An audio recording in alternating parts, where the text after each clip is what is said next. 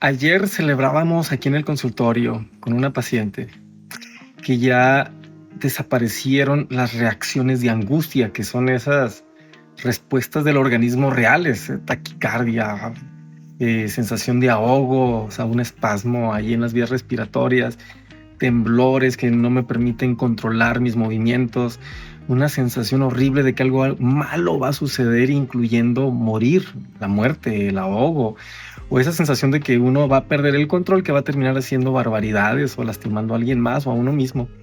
Pues así de fuertes son las crisis de angustia, pero en el caso de ella se debían a respuestas reales del cuerpo.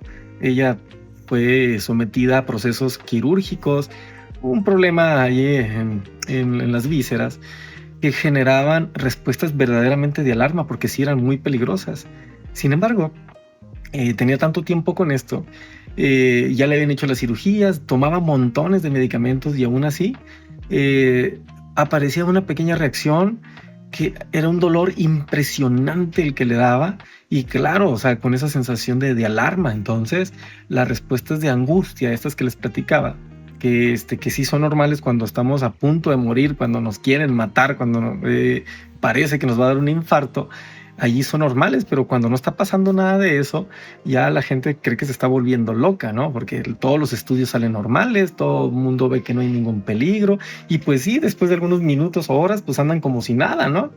Entonces, llega ese punto en donde cuando se presentan estas reacciones sin verdaderas amenazas de muerte, ya le llamamos trastorno.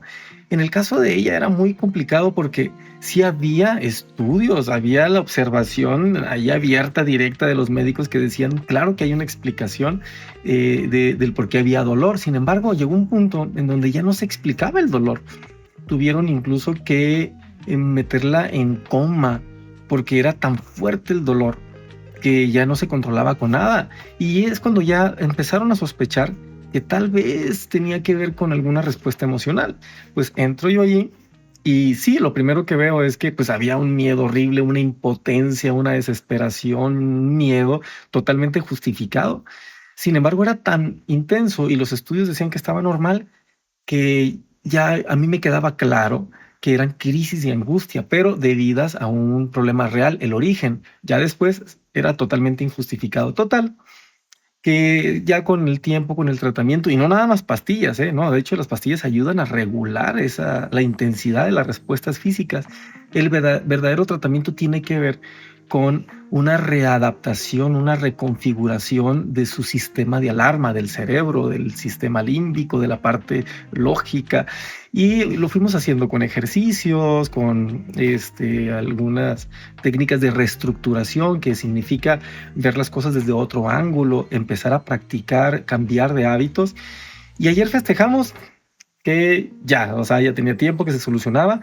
Siguen los problemas médicos, claro, así como una persona pues que tiene algún problema, no sé, le perdió el brazo o le quitaron el apéndice, pues ya, o sea, ahí está el problema. Sin embargo, eso no implica que tenga que tener la persona todo el tiempo crisis de angustia, todo el tiempo sufriendo. Pues resulta que ella ya, a pesar de que tiene ahí sus cirugías, pero ya no hay aquel dolor intenso. Sí hay dolor de vez en cuando, pero ahora, a pesar de que tiene aquellas sensaciones que antes la hacían perder completamente el control y terminar en urgencias, desaparecieron. ¿Y qué sucedió? Desaparecen, retoma su vida normal, tiene las sensaciones, ya logró separar las crisis de angustia, aquellas respuestas injustificadas, las logró separar de las respuestas normales del cuerpo. Entonces, y lo hace en diferentes contextos, en su casa, fuera de casa. Y ayer celebramos que aparte de eso ya recuperó su vida normal.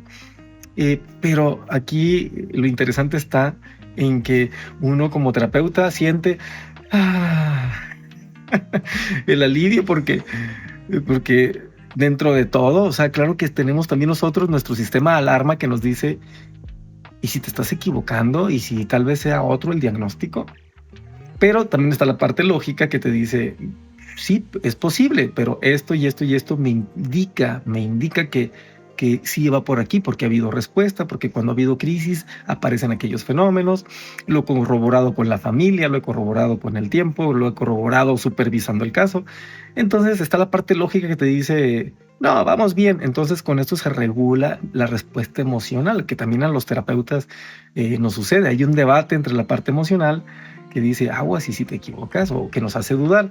Pero está la parte lógica, que a final de cuentas es la que sí hace contacto con el diálogo, con la verificación, con la lectura, y ya cuando suena lógico, ¡pum!, apaga la respuesta de alarma. Total, ayer sentí un alivio, porque ya fue ahora sí algo más definitivo. Entonces aquí es lo importante, ¿no? Es muy importante que cuando vayan con un terapeuta, sea una persona que les escucha, que se vea interesado en el caso, porque eso es lo que lo motivará a leer, a preguntar, a tanto al paciente, a la familia y a otros terapeutas, ¿sí? Que se ve el interés. Si no hay mucho interés, a veces no van más allá y dicen, no funcionó, pues, ay, pues ya no lo veo y le echo la culpa al paciente. Es muy común que se le eche la culpa al paciente, es que tu resistencia, es que no hiciste lo que tenías que hacer, yo soy Juan Camaney y a mí no se me va ningún caso, todos mejoran y si no mejoran es porque el paciente no hace lo que dice. Entonces, primero hay que estar con un terapeuta que escucha, hay que estar con un terapeuta que muestra interés en el caso, pero lo más importante es que se vea resultado. Porque podrá hablar muy bonito, podrá prestar mucha atención, podrá estar muy interesado, pero si no hay resultados, no se puede considerar que tenemos un diagnóstico. El diagnóstico se logra cuando o mejora el síntoma, porque así lo pensábamos, o se resuelve el problema. Si no se resuelve el problema, continúan los síntomas, el terapeuta no puede afirmar que tiene el diagnóstico correcto, porque afortunadamente todos los casos o mejoran o se adaptan. En ambos casos, los síntomas desaparecen, porque el síntoma es la señal del organismo que nos indica que algo anda mal e impide que funcionemos correctamente, para no lastimar más esa parte, ese órgano, ese sistema que está mal funcionando. Entonces, sí tenemos esa lucha, normal, porque pues la realidad es imposible que la conozcamos al 100%, es tan amplia y tenemos solo 5 sentidos que nos muestran la realidad, es muy incompleta. Entonces jamás vamos a tener el tiempo para entender un paciente que, igual que el paciente, que él las 24 horas, los 365 días del año está consigo mismo, o la familia está más tiempo con ellos. Nosotros los terapeutas pues no. Entonces es imposible que los conozcamos, pero sí podemos conocer lo más urgente, lo más importante, y con eso ayudarlos a resolver el problema específico, objetivo que necesitan. Entonces, ahora, la realidad no la podemos conocer, pero aparte de eso, la realidad la conocemos y luego mañana ya es diferente, ya cambió. Entonces, un terapeuta que se siente que se la sabe todas aguas es muy peligroso, termina diciéndonos cosas que vienen de su imaginación, que no corresponden a la realidad. Entonces, hay que, como terapeuta, hay que dudar, pero una duda razonable, una duda que me ayude a cuestionarme, que me ayude a verificar con la buena comunicación que tengo con el paciente. Entonces, sí, así tenemos esa lucha interna, pero es una lucha que nos ayuda a crecer, y nos da muchísimo gusto cuando lo que pensamos y lo que vive el paciente se sincronizan, y como resultado da la liberación del problema y la recuperación del funcionamiento, incluyendo la tranquilidad y el placer. Eso, qué placer nos da cuando sucede.